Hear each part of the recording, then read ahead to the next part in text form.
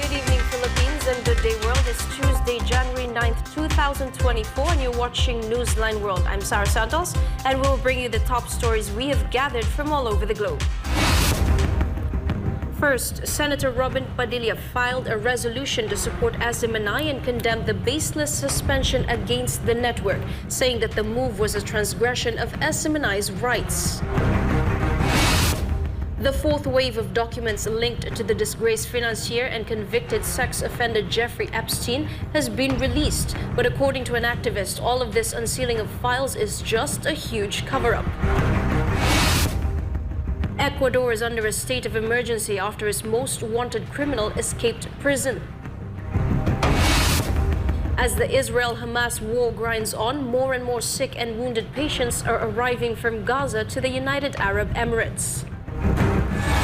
And a U.S. naval official admits to selling military secrets to China. Meanwhile, Beijing arrested a suspected British spy. These and more for tonight's edition of Newsline World. And for our first news, Senator Robin Padilla has filed a resolution denouncing the suspension imposed by the National Telecommunications Commission against SMNI. Valdivina Gracia reports. Senator Robin Padilla has filed Resolution number 895 expressing his support for Sunshine Media Network International or SMNI. Padilla, chair of the Senate Committee on Public Information and Mass Media, claimed that NTC suspension order imposed on the network was baseless and damaging. To recall, the NTC issued a show cause order to SMNI, accompanied by a 30-day suspension following the resolution in the House regarding the alleged violation of the network's franchise. According to Padilla, NTC's move is a clear violation of due process that will result in serious and irreparable damage to the company and its employees. The center emphasized the significant role of SMNI in supporting the government's anti-terrorism campaign through programs aimed at educating the public against communist propaganda and recruitment strategies. He also pointed out that the network has received awards and recognition for its efforts. The senator further noted that the showcase and suspension order from the NTC did not specify why it was necessary to suspend SMNI or how the suspension would prevent serious and irreparable damage or inconvenience to the public. In 2020, Justice Marvick Leonen issued a separate concurring opinion in the ABS-CBN versus NTC case, emphasizing that due process is guaranteed by the Constitution. In December 2008, the Supreme Court ruled in the case of Montoya versus Varilla that while procedural rules in administrative proceedings may not be as strict, these proceedings are not exempt from basic and fundamental procedural principles such as due process in investigations and hearings. For God and my beloved country, the Philippines, this is Valdivina Gracia, SMNI News. Indonesian President Joko Widodo is in the Philippines for a 3-day official visit. Widodo arrived in Manila on Tuesday evening, and the plane carrying him landed at the Maharlika Presidential Hangar at the Villamor Air Base in Pasay City, where he was warmly welcomed by Philippine government officials. President Ferdinand R. Marcos Jr. is scheduled to meet with President Widodo on Wednesday at the Malacanang Palace to discuss progress in Philippine-Indonesia relations. Widodo's visit comes as the two countries are set to celebrate the 75th anniversary of their formal diplomatic relations in November of this year. After 1 year, Brazil remembered the riot in the country on January 8th when the Bolsonaro supporters protested and asked for military intervention. Natalia Prado for the details of this report. It's been 1 year since the shocking event that happened in Brazil last January 8, 2023, where supporters of former President Jair Bolsonaro, in protest against the presidential election result, invaded and vandalized the headquarters of the three powers, causing chaos and turmoil in the federal capital of the country. And to mark the first anniversary of this event, 13 governors from other states of Brazil joined President Luiz Inácio Lula da Silva in the capital. Emphasizing the fight for democracy, Brazil marked January 8 with the event under a screen that read Democracia Inabalada, or Unshakable Democracy. President Lula da Silva vowed there would be no pardon for his predecessor, Bolsonaro's supporters, involved in the riots. Eu acho que nós poderemos, com o que aconteceu dia 8 de janeiro, e com a resposta que nós demos, e com a resposta que vamos dar dia 8, nós poderemos estar construindo a possibilidade desse país viver todo o século XXI sem ter golpe de Estado.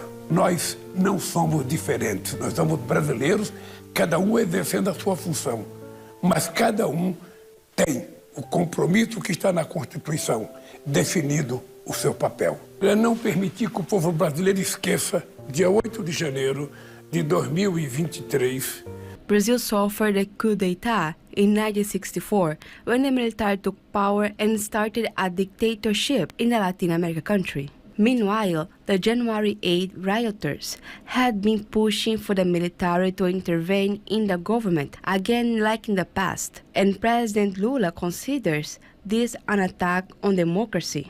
Lula also promised that all of those who financed, planned, and executed the coup attempt must be punished, and that there can be no pardon for those who attack democracy. For the celebration, the government illuminated the National Congress with a vibrant image of Brazilian flag and the impactful message, "Democracy unites us." In a symbolic gesture, visuals of the federal constitution adorned the towers of the Senate and the chamber.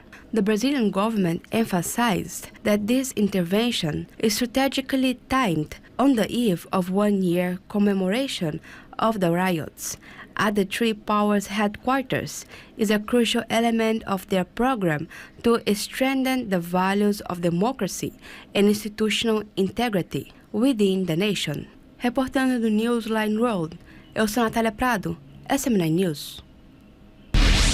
Ecuador declared a 60-day nationwide state of emergency after the country's most wanted criminal escaped from his prison cell. Trisha Molina reports. Thousands of authorities joined a massive manhunt to locate one of the most wanted criminals in Ecuador. Notorious drug lord Jose Adolfo Macias, known by his alias Fido, leads the notorious Los Choneros criminal gang. He disappeared from his prison cell in Guayaquil on Sunday, where he was serving a 34-year sentence. The drug cartel based in Manabi province is accused of carrying out extortions, murders, contract killings, drug trafficking, and other crimes. Many of the gang's members were included in Ecuador's most wanted list. Military and police commanders in Ecuador were instructed to impose stricter control in prisons nationwide after his disappearance. His escape urged the government to declare a 60-day massive manhunt. Reporting for Newsline World, Trisha Molina, SMNI News. As search operations continue, the number of confirmed deaths from the New Year's Day earthquake in Japan continues to rise. More details of this report from Shekinah Dikinia. The death toll from the earthquake that struck Ishikawa Prefecture and surrounding areas in central Japan on New Year's Day has now surpassed 200.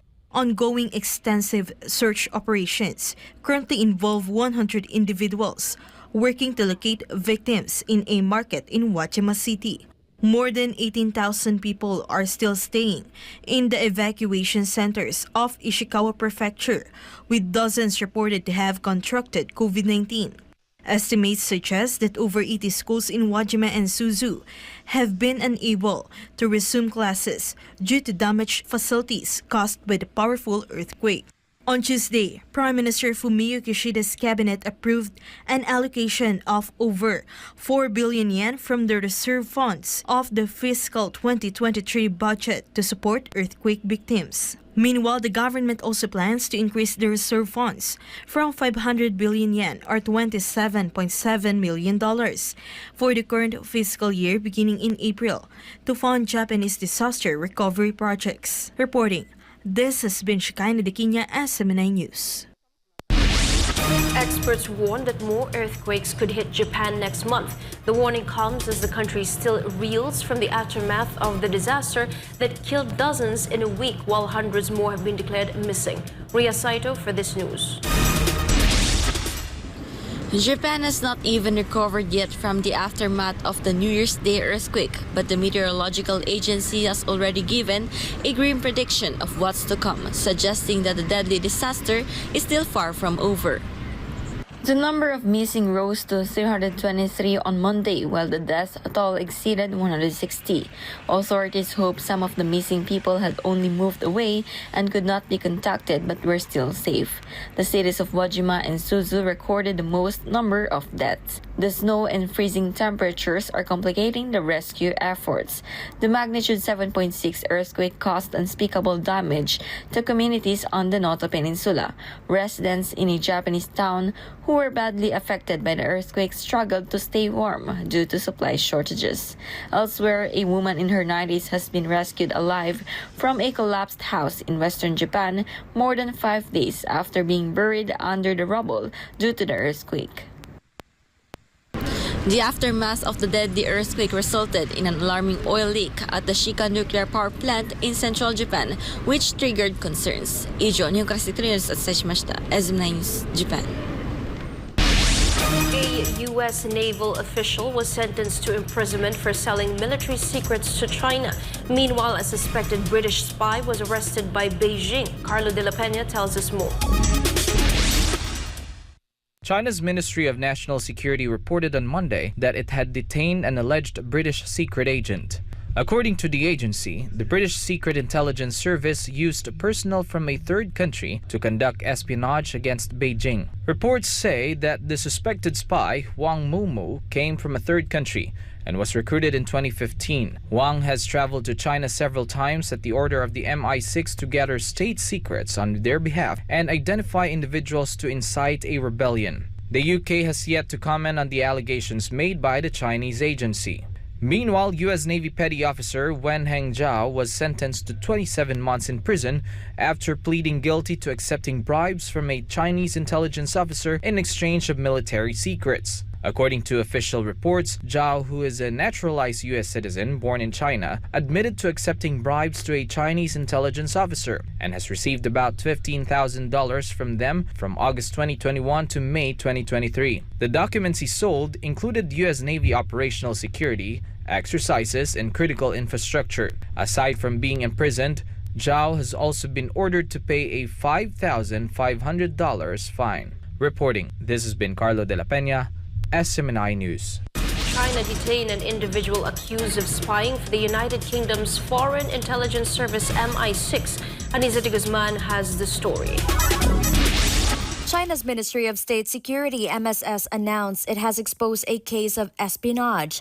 The individual involved was a foreign consultancy boss accused of collecting state secrets on behalf of Britain's Foreign Intelligence Service. The alleged spy with the surname Huang came from a third country, according to the ministry. The Ministry of State Security, or MSS, added the alleged spy headed a foreign consulting agency and entered China several times to collect state secrets in behalf of Britain's Foreign Intelligence Service. He was also instructed to look for potential recruits that can be trained to be a spy. At least 17 pieces of intelligence, including confidential state secrets, has been passed to MI6 before the spy was discovered. China and the United Kingdom, together with its Western allies, have accused each other of espionage in the past. The incident was China's latest arrest in its crackdown against foreign spying. Reporting for Newsline World, Anisa de Guzman, SMNI News. A senior U.S. official traveled to 3 countries in one day as part of a diplomatic visit to the Middle East in the wake of a raging war between Israel and Hamas. Melchizedek Cadiz has the news. U.S. Secretary of State Antony Blinken visited Saudi Arabia, Israel, and the UAE amid efforts to stop the war in Gaza from spreading to a regional conflict. In Abu Dhabi, Blinken thanked the UAE President Sheikh Mohammed bin Zayed Al Nahyan for his country's massive contributions and efforts in delivering aid to Gaza. The UAE leader highlighted the importance of a ceasefire in Gaza. From the UAE, he held talks with Saudi Crown Prince Mohammed bin Salman at the oasis city of Al Ula and revealed that the wealthy Gulf nation is still interested in forging ties with Israel in exchange for ending the conflict in Gaza. Blinken had similar meetings in Qatar, Jordan, Turkey, and Greece. After visiting the Gulf region, Blinken traveled to Israel and held meetings with Israeli officials and its war cabinet. The U.S. Secretary of State was scheduled to hold talks with Palestinian leader Mahmoud Abbas before traveling to Egypt and returning to Washington. Saudi Arabia, Jordan, Qatar, and the United Arab Emirates agreed to help with the reconstruction of Gaza in a post-war scenario. To recall, the U.S. official arrived in Turkey last week to mark the first leg of his regional visit. As his plane touched down in Istanbul, only U.S. Ambassador to Turkey Jeff Flake met him at the tarmac, with no Turkish officials in sight to give him a warm welcome. Before leaving the United States, pro-Palestinian protesters gathered outside his home in Virginia and doused his special car with red paint to condemn his upcoming tour to the Middle East. Moreover, thousands of protesters gathered in the street of the Jordanian capital of Amman to show support for Palestine ahead of Blinken's visit. This is Blinken's fourth tour to the Middle East in just 3 months since the Israel-Hamas war erupted in October. Reporting this has been Melchizedek Cadiz, SMNI News, Kuwait. Meanwhile, dozens more wounded Palestinian children and cancer patients from Gaza arrived in the UAE to receive medical treatment. More of this news from Gratero Mori. The UAE welcomed a group of 28 patients accompanied by 35 family members as they flew to the country from Gaza through Egypt. The group landed at Abu Dhabi International Airport and was transported to local hospitals. They were the 8th batch of Gazans to arrive in the UAE to undergo medical treatment as part of a humanitarian initiative designed to support Palestinians affected by the ongoing Israel-Hamas war. The UAE's relief campaign aims to provide treatment for 1,000 injured Palestinian children and 1,000 cancer patients. The initiative started in November. The UAE has announced $20 million in humanitarian aid to Gaza and has launched relief campaigns such as the Compassion for Gaza and the Gallant Night 3 campaign. Under the Gallant Night 3 campaign, the UAE helps Gaza residents pump 600,000 gallons of clean water every day, which will cover the needs of about 300,000 people. The UAE was also one of the 4 Arab countries that have pledged to help with the reconstruction of Gaza after the war. Reporting from Dubai, this has been Gratero Omori, SMNI News, United Arab Emirates. Performing Nazi salute in public as well as the public display of hate symbols are now officially banned in Australia. The measure came into force amid complaints by local Jewish groups of the rising anti-Semitic behavior in the country. Shina Salim reports. The display and sale of Nazi hate symbols, as well as the infamous Nazi salute, are now considered a criminal offense in Australia. The landmark legislation took effect on Monday, the 8th of January, in response to the rising cases of hate and anti-Semitic incidents in recent months. The measure criminalizes the sale and display of Nazi motifs, including the swastika. Additionally, the lightning bolt symbol of the SS, which stands for Schutzstaffel, has been banned. The Schutzstaffel, which translates to Protection Squadron in English, refers to the personal bodyguards of Adolf Hitler and the paramilitary wing of the Nazi Party. The deadly attack launched by Hamas in Israel on October 7 resulted in rising cases of Islamophobic and anti-Semitic incidents in Australia. The Australian Security Intelligence previously said that neo-Nazis were among the most challenging security threats in the country. Australia enforced the measure to combat anti-Semitism shortly after hundreds of political leaders demanded a permanent ceasefire and the diplomatic recognition of the State of Palestine. Reporting from Melbourne, this is Shina Salim, SMNI News, Australia. The Civil Defense Minister of Sweden urged Swedes to act and strengthen the country's resilience in the event of a war. Kirby Hill Trinidad files this report. Civil Defense Minister Carl Oskar Bolin warned Swedes that 200 years of being a peaceful country should not lead its citizens into a false sense of security. Bolin made a statement during an annual security defense conference in a ski resort village of Sälen in western Sweden. The civil defense minister urged everyone to help strengthen Sweden's total defense system and warned the possibility of a war. He proposed for council officials to secure refuge points as well as to create an emergency water plan and food supply. Bolin also urged private individuals to take responsibility for preparing their homes in the event of conflict and for employees to prepare themselves during difficult circumstances in their workplace. Meanwhile, Swedish Foreign Minister Tobias Billström assured that Sweden will be a reliable, supportive and committed NATO member that will be active not only in the defense and security of NATO's border with Russia, but also on Europe's southern border and the Arctic. Moreover, Billström said that Sweden's much-awaited NATO membership would be the most significant change in a country's security policy in more than 200 years. Ukrainian President Vladimir Zelensky also attended a conference virtually wherein he stressed the importance of international support for Ukraine in its all-out war against Russia. The annual security conference started on Sunday and ended on Tuesday, the 9th of January. This has been Kirbil Trinidad, SMNI News, Sweden. Just recently, President Emmanuel Macron names the Education Minister of France as the new Prime Minister, following Elizabeth Borne's resignation on Monday. Gabriel Attal, 34 years old and a close ally of Macron, is now the youngest prime minister in French history and the first openly gay person to hold the office.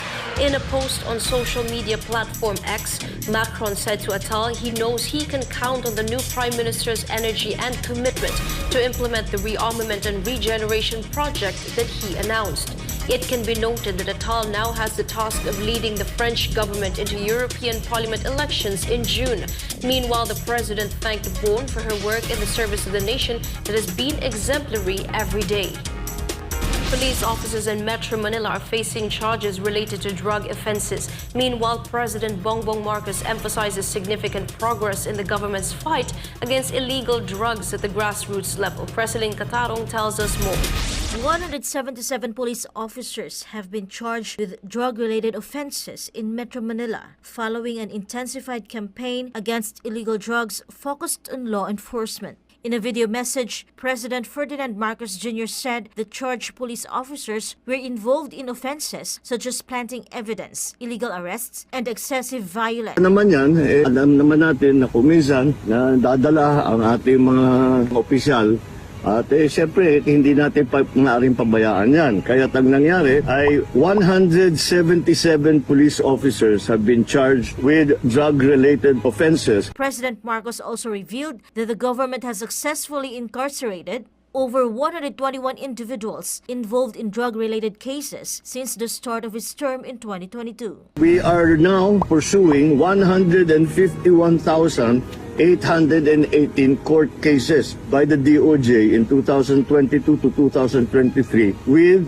121,582 na ikulong na itong mga violators tungkol dito sa mga drug trade. The president highlighted that these figures represent not just positive numbers, but genuine improvements in the ongoing battle against illegal drugs. President Marcos Jr. previously highlighted the government's success in its fight against illegal drugs at the grassroots level. This comes after a report from the Philippine National Police indicated the seizure of approximately 10.4 billion pesos worth of narcotics in 2023. The PNP also reported that more than 27,000 barangays were declared drug-free, which means that these barangays no longer have the presence of dangerous narcotics as well as drug personalities.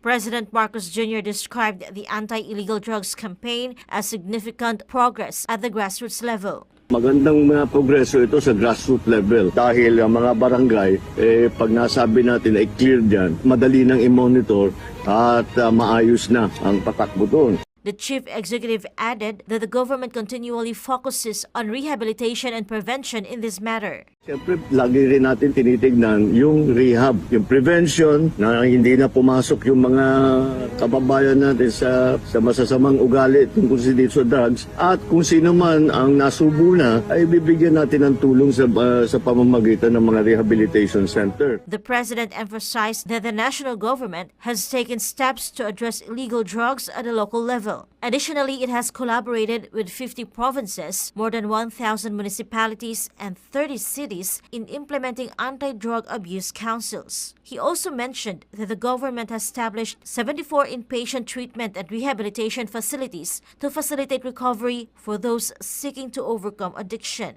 Meanwhile, the PNP reported the arrest of more than 56,000 suspects after conducting over 44,000 anti-illegal drug operations. The current administration implements a new strategy in responding to illegal drugs by focusing on rehabilitation, reintegration, and preventive education programs, especially for the youth. Senator Ronald Bato de la Rosa acknowledged the government's accomplishment in the anti-illegal drugs campaign. However, he insisted that based on public comments, the actions of the previous administration had more emphasis or intensity in this campaign. So, magandang accomplishment yun. Magandang accomplishment. Meron naman. Makita mo naman yung mga accomplishment nila, di ba? Meron sila. Pero as I've said, yung lang, if you can't help but compare ginagawa ng previous administration at itong present administration, masasabi talaga based on the comments of the people na mas may diin yung previous. Yung nga, umaabot na nga kami sa ICC, di ba? Dahil sa sobrang diin. Di ba? Mas may diin talaga. Ito ngayon, magtatrabaho pa rin sila, pero ang diin, yung emphasis ba, yung hindi kasing tindi nung previous. Yun lang. Pero hindi ko sinasabi na wala silang ginagawa. In fact, ang dami nilang mga accomplishment. Marami silang accomplishment. For God and for my beloved Philippines, this has been Cresceline Catarong, SMNI News. The Prime Minister of Bangladesh will stay in power after securing her 5th term in office. Bangladeshi Prime Minister Sheikh Hasina's Awami League Party won 172 of the 225 parliamentary seats, which means that she is secured for her 5th term in office. Hasina's win was not a surprise to many, as the leading opposition party, the Bangladesh Nationalist Party or BNP, boycotted the general elections after thousands of its members were arrested just weeks before the vote. BNP officials accused the Prime Minister of cheating in the previous election wins and weaponizing law enforcement against political rivals. In connection, local police reported arson attacks in 10 polling stations on Friday and Saturday, with authorities blaming the BNP for the incident. Following her win, Hasina will extend her reign as the nation's longest-serving prime minister at age 76. In other news, following last week's explosions of a United Airlines plane's door plug mid-flight, initial investigations revealed bolts that were not secured properly, raising new safety concerns. Hans Marshall reports. United Airlines, a major American airline, was forced to ground its Boeing 737 MAX 9 fleet after a door plug blew out in the middle of an Alaska Airlines flight on Friday when the aircraft was flying at around 16,000 feet. The incident led to an immediate emergency landing in Portland, Oregon, where the flight originated. 171 passengers suffered injuries. According to initial findings by the firm, preliminary inspections found installations issues in the door plug, including bolts that were not secured. Majority of Boeing 737 MAX 9s are operated by Alaska and the United Airlines. The said fleet of aircraft will remain grounded until enhanced inspections are completed by the U.S. Federal Aviation Administration. Meanwhile, the grounding of the said model of aircraft led to shares of Boeing plummeting 8% on Monday. This has been Hans Marshall reporting, SMNI News. An explosion at a hotel in Texas led to the injury of over a dozen individuals. The Fort Worth Fire Department reported that at least 21 people were injured in an explosion at the Sandman Signature Hotel. At least 2 floors of the building's facade were blown out, with authorities reporting that a gas leak could be the cause of the explosion, but clarified that it was too early to conclude. Initially, 1 person was missing, but has since been located, and no deaths from the incident have been reported. For now, authorities will continue investigations to identify the definite cause of the explosion. South Korea raised its concerns about reports of North Korea shipping weapons to Russia amid the ongoing conflict in Ukraine. Valdivina Gracia reports. South Korea has once again appealed to Russia to cease its arms transaction with North Korea. To recall, the White House claimed that Pyongyang has sent several dozens of ballistic missiles and ballistic missile launchers to Moscow. According to an official from the Foreign Ministry, Russia's acceptance of North Korean weapons is contrary to United Nations Security Council resolutions, of which Moscow is a member. South Korea has also engaged with the international community, including the U.S. and Japan, regarding this issue. It is expected that South Korea and the U.S. will discuss this issue during a meeting in the UN Security Council. Reporting for Newsline World, this is Valdivina Gracia, SMNI News. Meanwhile, the National Task Force to End Local Communist Armed Conflict, or NTF-ELCAC, is positive that the remaining members of the New People's Army will be eradicated this year. Almar Fosuelo files this report. The government aims to dismantle the remaining weakened guerrilla fronts of the communist terrorist group within 2024. Undersecretary Ernesto Torres Jr., the executive director of the NTF-ELCAC, expressed confidence that under the cohesive leadership of President Ferdinand Marcos Jr., the communist terrorist groups or CTG's influence in the Philippines will be completely eliminated. This statement follows an encounter between terrorists and the military in Borongan, Eastern Samar on January 6, resulting in the death of a high-ranking NPA leader identified as Martin Colima, alias Moki. The Philippine Army recognized Moki as the secretary of the Sub-Regional Committee or SRC Sesame of the NPA in Eastern Visayas. The 70th Infantry Battalion received reports from residents about the presence of NPA in Barangay San Gabriel, engaging in extortion activities. The military revealed that Moki's group was preparing to attack the Citizens Armed Forces Geographical Unit and former colleagues who returned to the fold of the government. Moki was held responsible for masterminding an ambush on a major highway in Liboton Village, Borongan City on December 13, 2019, resulting in the death of a police officer and 3 civilians, with numerous others injured, including minors. And now, with Moki's death, Undersecretary Torres hopes that the remaining members of the terrorist group will consider and avail themselves of the government's amnesty program. Meanwhile, Brigadier General Noel Vistuer, commander of the 82nd Infantry Brigade of 80th Infantry Division of the Philippine Army, personally awarded the Wounded Personnel Medal, or WPM, to a soldier stationed in the 70th Infantry Battalion. The soldiers sustained injuries during the encounter with the members of the CPP and PNDF near Barangay San Gabriel, Borongan City, Eastern Samar. Brigadier General Vistuer commended the courage and actions of the injured soldier and the officials of the 70th Infantry Battalion. NTF-ELCA continues to urge the remaining members and associates of Moki to surrender peacefully and abandon the futile armed struggle to avoid the same fate as their leader. For God and my beloved Philippines, this has been Almar Fosuelo, SMNI News. Thailand was named among the top trending destinations for 2024. The Southeast Asian nation, famous for its vibrant tourism sector, plans to surpass the number of visitors it welcomed last year. Chatmongkon Pizamay goes on, tells us more. The popular online marketplace Airbnb ranked Thailand among the top 10 fastest growing countries on the platform's accommodation searches for stays during the first quarter of 2024. A perennial favorite, Thailand was hailed for its vibrant urban attractions, world-renowned beaches, Thai hospitality, and cuisine. The ranking reaffirmed Thailand's status as a must-visit destination. Meanwhile, the latest research from Oxford Economics revealed that Airbnb supported Thailand's tourism sector by playing a critical role in contributing to the industry's GDP and employment. Research showed that The platform supported almost 56,500 jobs in Thailand in 2022 alone and accounted for approximately 1.7% of the tourism industry's contribution to GDP.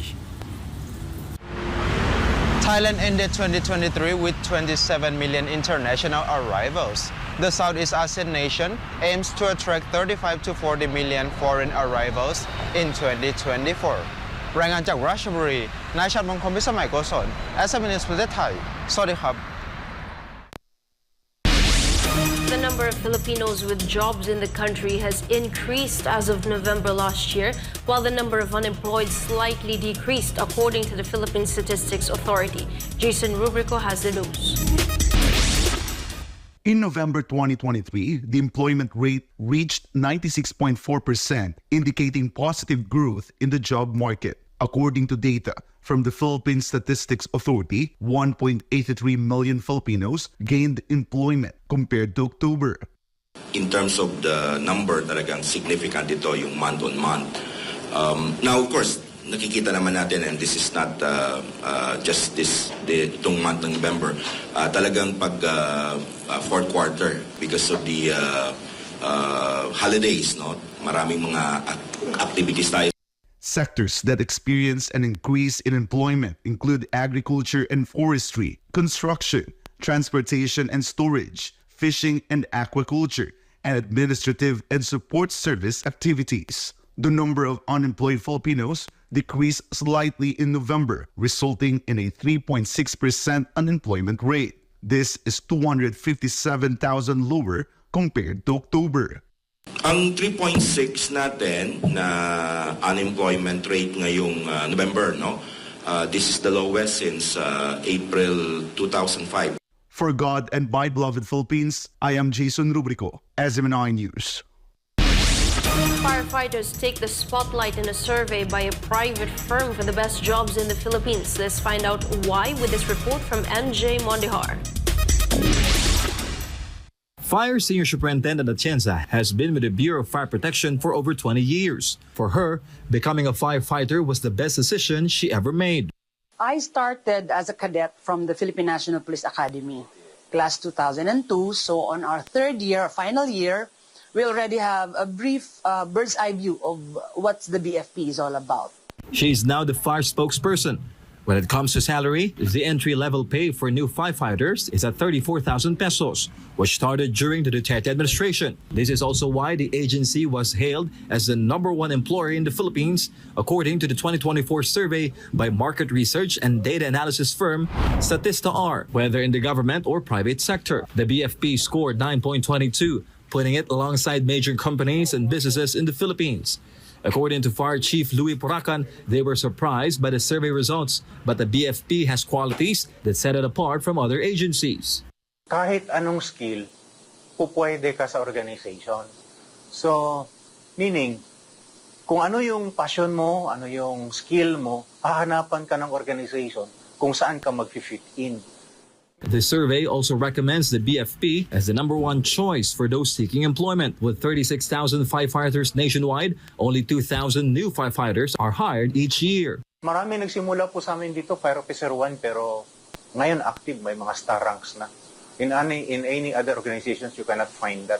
Dito lang po sa Bureau. When there are no fires, firefighters are busy with inspections and fire prevention efforts. They are also first responders in all emergencies and disasters. Thanks to the Statista survey, the BFP expects to increase interest to those who want to become firefighters. Siyempre po, high moral kami when we found out and we were awarded as the top employer, no? Sa mga kasamahan ko sa Bureau of Fire Protection, wag natin ang sayang yung pagkakataon maglingkod sa bayan. Dahil kukunti lang ang binibigyang pagkakataon makapaglingkod sa bayan. Aside from the BFP, the Supreme Court also made it to the top 5 in the survey. Chief Justice Alexander Resmundo congratulated all employees of the highest court for their achievement. For Ganababal of Philippines, MJ Mondihar, SMNI News. Recently, more documents in the series of Jeffrey Epstein files have been made public. But is there an ulterior motive to the unsealing of these said files? Here's my report. Another 1,300 pages and so of court documents related to late sex offender Jeffrey Epstein have been unsealed, containing additional but not new information. This includes one of Epstein's victims, Sarah Ransom, who claimed she had seen Epstein film sex tapes of the likes of former U.S. President Bill Clinton, Prince Andrew, and Richard Branson on separate occasions. However, in an email to a New York Post columnist dated October 23, 2016, Ransom later withdrew her allegations, citing the reason that she was concerned it would affect her family. Until now, no evidence of the said tapes has ever emerged. Meanwhile, Mike Cernovich, a political commentator who worked with Epstein's defense attorney and sued to have Virginia Giuffre's lawsuit be made available to the public in 2017, claims the unsealing of the said documents is simply a cover-up and that the FBI was hiding the deceased pedophile's records, effectively allowing evidence which could have been used for blackmail to vanish. Cernovich added that people will never know for certain what was in that safe. Reporting, this has been Sarah Santos, SMNI News. And before we end, may you be inspired with the message of the appointed Son of God.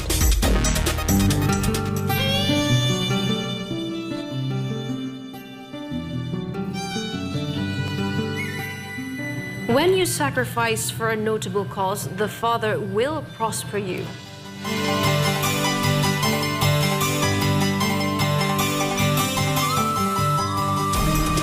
And that's all for today's edition of Newsline World. For more news update, you may visit SMNInewschannel.com or follow us on our official social media accounts on Rumble, YouTube, Facebook, and Twitter.